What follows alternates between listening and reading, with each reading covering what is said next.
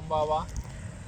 आज हम एक बार फिर आपकी खिदमत में हाज़िर हुए हैं जैपनीज़ लैंग्वेज सेंटर्स की तरफ से, हारो जैपनीज़ लैंग्वेज सेंटर की तरफ से। मिस्टर अरसलान जिलानी जो कि सिंध से हैं, हारो जैपनीज़ लैंग्वेज सेंटर में हमारे पास मौजूद हैं और आज हम एक बहुत ही मेजर और सेंसिटिव इशू पे बात करने लगे हैं। द टॉपिक इज़ दैट कि जो लोग पाकिस्तान से या all over the world, India से, बांग्लादेश से, फ़िलिपाइन से और अदर कंट्रीज से ट्रेनिंग प्रोग्राम पर बाहर जा रहे हैं, उसमें कौन से ऐसे इश्यूज़ हैं जो वहाँ पर जाकर स्टूडेंट्स को फेस करने पड़ रहे हैं, इस पे हम मेजर बात करेंगे मिस्टर अरसलान जिलानी से। जी हाई मिस्टर मिनासा अरसलान। कोमानवा हारो निहोंगो गा कोई नहीं जो कोसो। जी बिल्कुल, आप सही कह रहे हैं कि जिस तरीके से टीआईटीबी प्रोग्राम में लोग जा रहे हैं और जो इश्यूज़ आ रहे हैं वो कौन कौन से इश्यूज़ हैं जो टीआईटीबी प्रोग्राम में जाने के बाद स्टूडेंट को फेस करना पड़ रहा है, ठीक है। और वो इशू हैं, पहले से हैं, लेकिन क्या कि इल्म नहीं है स्टूडेंट्स को। हाई। ऐसा नहीं है कि वो इशू सिर्फ पाकिस्तान से अगर जा रहा है तो उसको पेश आ रहे हैं, ऐसा नहीं है। वो पहले से हैं, शुरू से हम देखते हुए आ रहे हैं। जब मैं भी जापान में था तो उस वक्त भी मैंने देखा कि स्टूडेंट्स आते थे जापान में, बल्कि ये टीआईटीबी वाले प्रोग्राम के तहत, और आगे वो बहुत ज़्यादा मेहनत करते थे। सबसे पहले जो मेजर डिफरेंस जो है हमारे में और दूसरे जो स्टूडेंट्स हैं जो दूसरी जगहों से आ रहे हैं, सबसे मेजर डिफरेंस क्या है? हमारे जो स्टूडेंट्स आ रहे हैं ना, हमारा कल्चर इस तरीके का नहीं है। अगर कभी आपका जाना हुआ हो वियतनाम या थाईलैंड या इसके अलावा इंडोनेशिया, तो इन जगहों पे आपने देखा होगा यहाँ पे काफ़ी लोग जो हैं मेहनत कर रहे हैं। और ये काश्तकारी के प्रोग्राम के अंदर आप देखें, काश्तकारी में काफ़ी मेहनत की जा रही है वहाँ पे। सुबह सुबह आप देखें लोग निकले होते हैं किसान, और एक बड़ी तादाद में लोग जो है ना मेहनत कर रहे होते हैं सुबह सुबह। हमारे पास ये वाला ट्रेंड नहीं है पाकिस्तान में, यानी कि इस किस्म की मेहनत करने वाला हमारा जिस्म नहीं है। हम लोग इस तरह की मेहनत नहीं करते, और जब हमारे ऊपर पड़ती है तो हम बोलते हैं हम कहाँ फंस गए। तो यही हो रहा है हमारे स्टूडेंट के साथ, क्योंकि वो लैंग्वेज सीखता है बहुत ज़ोर लगा के, ठीक है, बहुत ज़्यादा यानी मेहनत करके लैंग्वेज सीखता है, और वहाँ पे वो एक्सपेक्ट करता है कि मुझे बहुत अच्छी जॉब मिलेगी। जब वो वहाँ पर जाता है, ठीक है, जी जी, अच्छा, जब वो फिर वहाँ पे जाता है, जब वो वहाँ जाता है तो उसको इसी किस्म की परेशानियाँ आती हैं, जो कि जिसका वो आदी नहीं है। सबसे बड़ी चीज़ मेहनत। एक्सपीरियंस नहीं है उसको यहाँ तो पाकिस्तान जिस में तरीके इस से तरह वो की मेहनत करती है ना, वो समझता है कि ये बिल्कुल नया काम है या मेरे ऊपर जुल्म हो रहा है। ऐसा नहीं है, जापान में काम ही ऐसी होता है। जापान में काम ही हो सकता है, लेकिन अब उसको, हाँ, यहाँ पे हो ये रहा है कि गलत बयानी की जा रही है। बोला खुद जा रहा है कि भाई आपको ये वाला काम दिया जाएगा, लेकिन जाके वहाँ पे वो एक्स्ट्रा ऑर्डिनरी मेहनत करनी पड़ रही है उसको। बोला जा रहा है कि भाई 10 घंटे काम करना है या 8 घंटे काम करना है, वो कर रहा है जी 14 घंटे काम जापान में। मिस्टर असलान, अब यहाँ पे ये ज़रा थोड़ा मुझे क्लेरिफाई करें कि इसके पीछे कौन से फैक्टर्स हैं, कौन से ऐसे लोग हैं या कौन से ऐसे एलिमेंट्स हैं या अनासर हैं जो ये मिसगाइड कर रहे हैं। हाँ, इनमें कौन से इसमें कुछ बीच में फैक्टर्स हैं? इंटरमीडिएरी कंपनीज भी हैं। बीच में कुछ इंटरमीडिएरी कंपनीज हैं, वो क्या करती हैं कि जो स्टूडेंट को कहती हैं कि आपने जापान जाना है, हम जापान भेज देंगे, और वो ज़्यादा बात डिटेल में बताते नहीं हैं एक्सप्लेन कि नहीं जी करते, फुली बस एक्सप्लेन वो नहीं क्या है करते। कि उनको मॉनेटरी बेनिफिट बताए जाते हैं कि आपको इतना पैसा मिलेगा। तो यहाँ पे जो स्टूडेंट कैलकुलेट करता है जी मैं इतना पैसा लगा के जा रहा हूँ और मैं इतना पैसा कमाऊँगा, तो वो चला जाता है। वो ये देखते नहीं कि मुझे मेरे साथ वहाँ पे क्या प्रॉब्लम्स आएंगी ना। तो एक और वो बात कहते हैं मिस्टर जी असलान, 20 मान या 22 मान मिलेगा आपको। अब वो कैलकुलेट करता है यहाँ पे जी 20 मान के बन रहे हैं 40 मान, जो कि नहीं मिल रहा है जापान में। अब वो जा रहा है तो उसको कितना मिल रहा है? 10 मान 12 मान ये मिल रहा है hell उसको। of the difference between them. तो my next question is that, मैं ये पूछना चाह रहा हूँ कि अभी जैसे आपने कहा कि यहाँ पर बहुत ज़्यादा हाईली चार्ज भी करते हैं लोग, यानी कि जो ट्रेनिंग प्रोग्राम में जा रहे हैं, तो जहाँ तक मेरी नॉलेज है या मेरे पास इंफॉर्मेशन है, तो इसमें तो मेरा ख्याल है कि बहुत सा माइनर सा अगर कोई एक्सपेंस है वो है, लेकिन हम यहाँ देखते हैं स्पेसिफिकली अगर मैं कैटेगोरिकली बात करूँ पाकिस्तान की, तो यहाँ पर बहुत हाईली चार्ज किया जा रहा है इस प्रोग्राम के लिए भी। तो इसके पीछे कौन से फैक्टर हैं और इसमें कितनी रियलिटी है कि वाकई क्या इतना एक्सपेंस होता है जितना लोग पे करते हैं, जितना कोई एक लेमैन अदा करता है यहाँ से पाकिस्तान से मूव करने के लिए निहॉन जापान, या कुछ और है? इसकी क्या, इस पर बात करें थोड़ी सी। बिल्कुल बिल्कुल, यहाँ से जो हाईली चार्ज किया जा रहा है ना, वो बेसिकली जो प्राइवेट कंपनीज है ना जापान में, वो कर रही है। जो प्राइवेट कंपनियाँ हैं जिनका गवर्नमेंट से कोई ताल्लुक नहीं है, तो प्राइवेट कंपनियाँ 20 लाख 18 लाख इतना मतलब चार्जेस लेती हैं जो प्राइवेट कंपनी है। तो वो वीज़ा एक तरीके से बेचती हैं, सेल करती हैं वो कंपनियाँ, तो वो बुला रही हैं। अच्छा, अभी जो मुझे इन्फॉर्मेशन मिली है वो ये कि भाई टीआईटीबी वाले प्रोग्राम में भी लोग इस तरीके से पैसे दे के जा रहे हैं। तो नहीं, स्टूडेंट्स अगर खुद बताते हैं कि जी हाँ इतना पैसा हम दे के पहुँचे हैं, इतना पैसा देकर हम आए हैं, तो भाई वो क्यों देकर आए? तो उसमें उनकी गलती है ना, सॉरी सेंस से स्टूडेंट्स मुझे की। क्लेरिफाई करें, यहाँ थोड़ी एम्बिग्यूटी है। हम्म, क्वेश्चंस मैं अरसलान साहब से दोबारा जी ये जी, करना चाहूँगा कि अभी आपने कहा कि जो प्राइवेट कंपनीज हैं private जापान में companies, वो चार्ज वो करती हैं। चार्ज करती हैं। आप बताएं क्या वो प्राइवेट कंपनी जो आपका ट्रेनिंग प्रोग्राम है इसका पार्ट है या इससे सेपरेट है? वो अब जो है ना इसका पार्ट बनने की कोशिश कर रहे हैं, नहीं, है नहीं, पार्ट सेपरेट है नहीं वो। है ना। हाँ, वो इट सेपरेट है। मींस जो हाँ, प्राइवेटली यानी कि फिर जो लोग जा रहे हैं जी, वो जी। फिर इसका मतलब ये हुआ कि वो जी। ट्रेनिंग प्रोग्राम के तहत नहीं जा रहे, वो प्राइवेट हाँ, कंपनीज उनको बिल्कुल, हायर करती बिल्कुल, हैं बिल्कुल ऐसा और ही उस है। बेस पे जाते हैं। बिल्कुल। नहीं, मेरा क्वेश्चन ये है आपसे कि जो ट्रेनिंग प्रोग्राम के थ्रू लोग जा अच्छा, रहे ट्रेनिंग हैं प्रोग्राम के थ्रू जा उसमें रहे हैं भी लोग। जो हाँ, लोग हैं यहाँ पर हाँ, स्पेसिफिकली मैंने कहा कि हाँ। पाकिस्तान में उसके लिए भी बहुत हाईली पे करते हैं। जी बिल्कुल, वो ठीक कुछ है, एजेंट्स हैं यहाँ पे जो राइट। कि पाकिस्तान में वो उन स्टूडेंट्स से ये पैसे चार्ज कर रहे हैं। ऐसा हमारे साथ भी हुआ था, हमारे पास भी कुछ स्टूडेंट्स इस तरह के आए थे जिन्होंने बताया कि भाई इतने पैसे लगेंगे हमारे जापान जाने के। तो मैंने कहा जी ठीक है, आप खुद भी रिसर्च कर लें। और इसमें देखें मेरा अपना एक्सपीरियंस, ज़ाती एक्सपीरियंस है कि स्टूडेंट को आप जितना भी गाइड कर दें ना इस तरीके से, तो वो करेगा वही जो उसको अच्छा लगेगा। शॉर्टकट वे शॉर्टकट वे निकालेगा। हाँ, वो ये हमारा निकालेगा। कल्चर है। अब उसको आप लाख समझाएं, मैं इनको स्टूडेंट को ये बात समझाता हूँ कि आप पाकिस्तान में देखें सिर्फ एक वाहिद इदारा है, जो मैं ऑनियर ये बात बोल रहा हूँ, वाहिद इदारा है जिसको ये राइट है कि वो जापान लोगों को भेज सकता है TITB प्रोग्राम के थ्रू, और वो है OEC, ओवरसीज एम्प्लॉयमेंट कॉर्पोरेशन। बस। अब इसके अलावा XYZ, ABC, MBC जो भी कंपनियाँ हैं वो जो काम कर रही हैं ना वो कर रही हैं भाई, मुझे उसके बारे में इतना इल्म नहीं है। लेकिन जो वाहिद इदारा जिसके थ्रू हम देख भी रहे अपनी आंखों से कि लोग जा रहे हैं, वो OEC है, या एक और इदारा था जो कि अब काम नहीं कर रहा, वो NUTAG है। ये दो वाहिद इदारे हैं पाकिस्तान में जो कि लोगों को भेजते भी हैं। अब तादाद तो चाहिए जी 1000-1200, लेकिन अगर वो 10 भी भेज रहे हैं तो भेज तो रहना वो। अब इसके अलावा जो प्राइवेट कंपनियाँ किस तरह भेज रही हैं, कितने पैसे चार्ज कर रही हैं, ऐसे काफ़ी स्टूडेंट्स हैं, उन्होंने ईमेल भी करा, बताया भी मुझे कि सेंस से इस तरीके से हमसे इतने पैसे चार्ज किए जा रहे हैं। तो मैंने भाई आप खुद होशियार हैं, आप खुद ही देख लें भाई किस तरीके से जाना बेहतर है। अब इस तरीके से जाना जो OEC के जाने के तरीका कार है, उसमें आपको लैंग्वेज पे फुल कमांड हो, लैंग्वेज आपको आनी चाहिए। तो OEC वाले किसी के साथ भी नाइंसाफ़ी नहीं करते। अगर आपको लैंग्वेज आती है, अच्छा आप लैंग्वेज सीखी भी, तो आपको वो आगे रख देंगे कंपनीज़ के इंटरव्यू के लिए, आपको रिकमेंड कर देंगे वो कि जी आप जा सकते हैं OEC के थ्रू, और उसमें आपका कोई रुपया नहीं लगेगा। मज़े की बात आप ये देखें ना कि OEC के थ्रू जो स्टूडेंट जा रहे हैं, क्या वो पैसे दे रही हैं?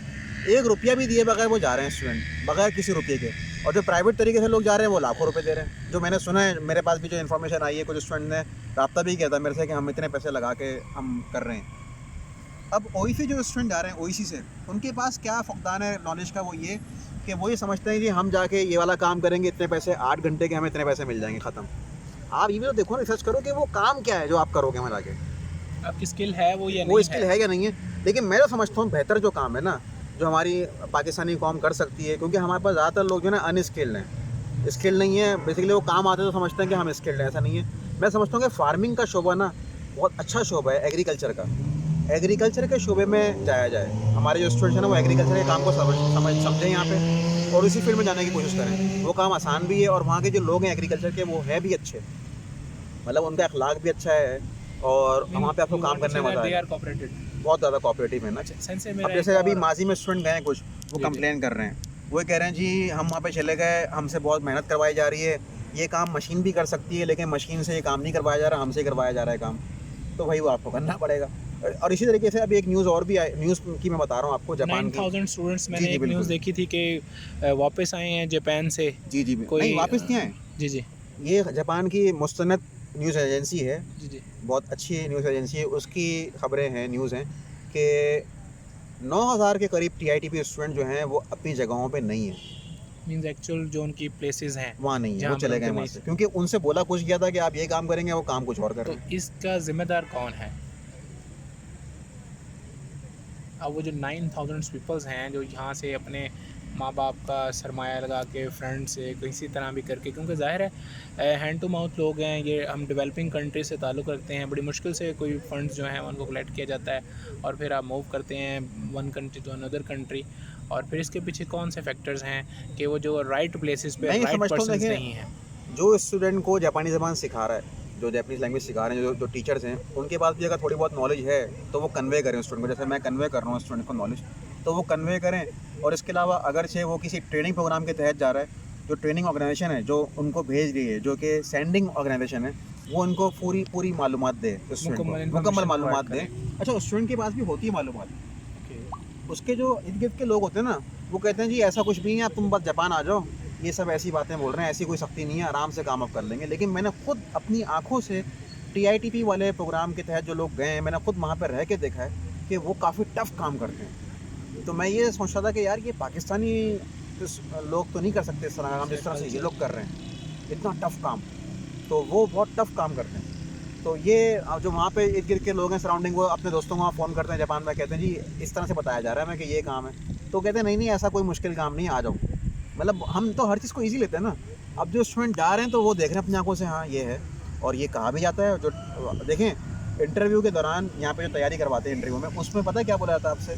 उसमें एक जापानी लाइन बोली करवाई, आपसे याद करवाई जाती है कि जी मैं जो हूँ वो ओमोई शिगोतो का देकिरू, एक वर्ड बोला जाता है कि ओमोई शिगोतो का देकिरू, यानी ओमोई यानी भारी काम मैं कर सकता हूँ। अब ये लाइन बच्चे ने याद कर ली कि ओमोई शिगोतो का देकिरू, वताशी वा ओमोई शिगोतो का देकिमास, ये उसने लाइन याद कर ली। अब उसको लाइन का मतलब भी पता है बच्चों को कि मैं क्या बोल रहा हूँ। मैंने इंटरव्यू में भी यही बोला था कि मैं भारी काम कर सकता हूँ। तो अब इसको ईजी मत लो, ये पाकिस्तान नहीं है। वो जापानी ये बात आपसे बुलवा रहे हैं कि आप भारी काम कर सकते हैं, तो लिहाजा वो भारी काम करवाएंगे आपसे, और वो करवा भी रहे हैं, भारी काम। तो लिहाजा वो ये समझते हैं कि हम भारी काम नहीं करेंगे, आसान काम करेंगे, वहाँ जाते हैं भारी काम मिल जाता है। तो ऐसा नहीं है। यहाँ से ये बात बताई जा रही है लोगों को, स्टूडेंट्स को, लेकिन वो स्टूडेंट उस बात को कान में पर्दा डाल देता है कि बस जापान जाना है हमारा। मीन्स अगर हम सेंसेस को कंक्लूड करते हैं, सम अप करते हैं इस हमारे आज के टॉपिक को, बाकी वो एक सवाल वो था 150 आवर्स वाला जो आप कर रहे थे। अच्छा हाँ हाँ, बहुत से क्यूरीज हमारे पास इस तरह की भी थी। एक जो बहुत अच्छा किया आपने मुझे रिकॉल करवाया कि स्टूडेंट्स ये कहते हैं कि just we have 150 hours Japanese language certificates, जी जी, then we are eligible to go abroad from here. तो व्हाट इज़ द रियलिटी? ये ट्रेनिंग प्रोग्राम का कह रहे हैं ना? यस जी जी, ये बहुत आपने अहम सवाल किया है। मेरे पास भी काफ़ी क्यूरीज आ रही हैं। अभी आधे एक घंटे पहले एक साहब हैं हमारे, अच्छे स्टूडेंट हैं काफ़ी, उनको भी मैंने आधे घंटे तक यही ब्रीफिंग दी है ईमेल पे कि आपने जो है ना इसको सही तरह समझ नहीं पा रहे कि 150 आवर्स का वो समझ रहे हैं। काफ़ी लोग वहाँ पे कांटेक्ट कर रहे हैं वहाँ से, जापान से, कि जी 150 आवर्स आप कर लें, आपको जॉब वीज़ा मिल जाएगा जापान का। इन शॉर्ट ये बताया जा रहा है कि 150 आवर्स आप किसी भी इंस्टीट्यूट से 150 आवर्स कर लें और आपको जॉब मिल जाएगी जापान में। इतना आसान नहीं है भाई। अगर ऐसा होता तो यहाँ पे पाकिस्तान में लाइन लगी होती। प्राइवेट इंस्टीट्यूट्स यहाँ पे ठीक ठाक हैं, तकरीबन कोई मेरे अंदाजे के मुताबिक तकरीबन कोई 100-125 इंस्टीट्यूट हैं जापानीज़ लैंग्वेज के पूरे पाकिस्तान में, कि तो वहाँ पे लाइन लग जाएगी इस तरह से कि हम कौन करेगा GLPT, कौन करेगा GLCT, बस 150 आवर्स हैं हम चले जाएंगे जापान। ऐसा नहीं है। वो लोग बेचारे बिला वजह मिसगाइड हो रहे हैं। इसकी कोई इस तरह की अहमियत नहीं है। हाँ, 150 आवर्स की अहमियत है, वो सिर्फ किस में, स्टडी वीज़े के हवाले से।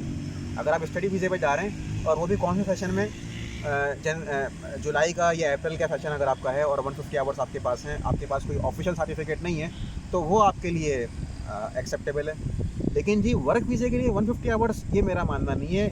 आपके पास वर्क वीज़े के JLPT का सर्टिफिकेट आपके पास होना चाहिए, या फिर एक और एग्ज़ाम है जो कि अभी लॉन्च नहीं हुआ पाकिस्तान में, वो SSW एग्ज़ाम कहलाता है, उस JFT का बेसिक एग्ज़ाम, वो आपके पास सर्टिफिकेट होगा, या JLPT N4 का सर्टिफिकेट आपके पास है, तो आप जा सकते हैं जापान वर्क वीज़े पे। वो भी अगर कंपनी बुलाती है आपको तो आप जापान जा सकते हैं।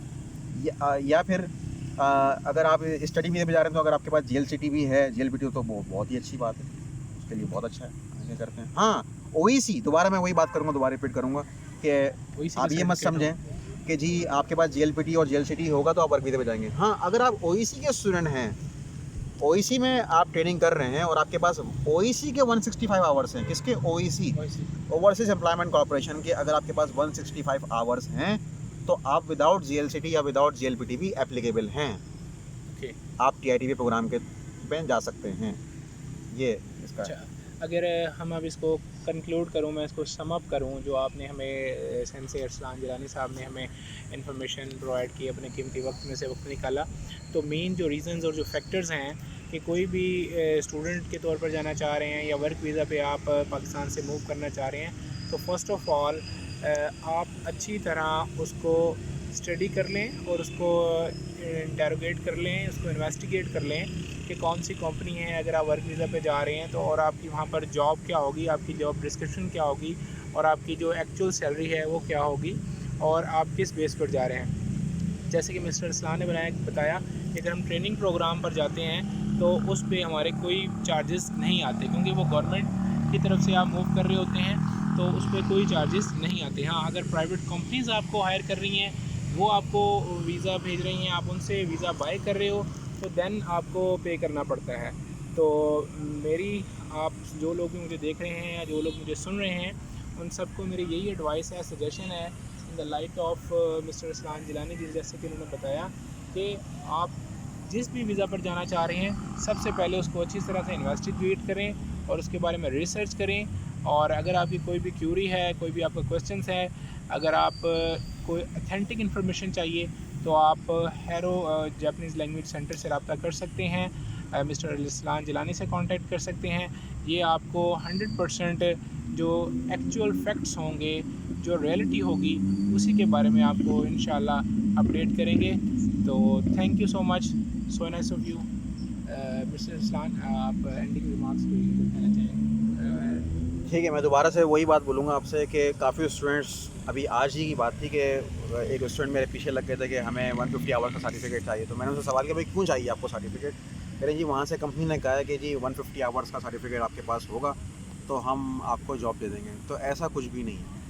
आपको अथेंटिक इन्फॉर्मेशन चाहिए तो आप मुझे भी फॉलो मत करें, आप डायरेक्ट जो मिनिस्ट्री ऑफ फॉरेन अफेयर की वेबसाइट है जापान की, ठीक है, या TITP की जो इनकी जो ऑडिट के नाम से इदारा है, उनसे आप रब्ता कर लें। वहाँ पे इन्फॉर्मेशन को जैपनीज़ से, अगर आपको जैपनीज़ नहीं आती तो उसको गूगल से ट्रांसलेट कर रहे हैं इंग्लिश में, और आपको 90-70% आपको समझ में आ जाएगा कि क्या रिक्वायरमेंट है। तो ऐसी कोई रिक्वायरमेंट नहीं है। दोबारा से मैं आपको ये बात बोल रहा हूँ कि प्राइवेट इंस्टीट्यूट अगर आपको इतने आवर्स का सर्टिफिकेट दे रहा है तो उसकी कोई अहमियत नहीं है। हाँ, स्टडी वीज़े के हवाले से अहमियत है, लेकिन TITP प्रोग्राम हो गया या SSW एग्ज़ाम हो गया, इस हवाले से अगर आपको अप्लाई करना है तो फिर आप OEC का एक वाहिद इदारा है जो कि आवर्स की बेसिस पे स्टूडेंट को भेज रहा है जापान, और उसमें आपको लैंग्वेज अच्छी आनी चाहिए, ठीक है ना। तो ये बस मैं यहाँ पे कंक्लूड करूँगा इस बात को। थैंक यू सो भाई, मच, तो हमारी बहुत शुक्रिया मिस्टर इस्लान जिलानी भाई। कि आपने अपने कीमती वक्त से हमें वक्त दिया। Thank you so much, so nice.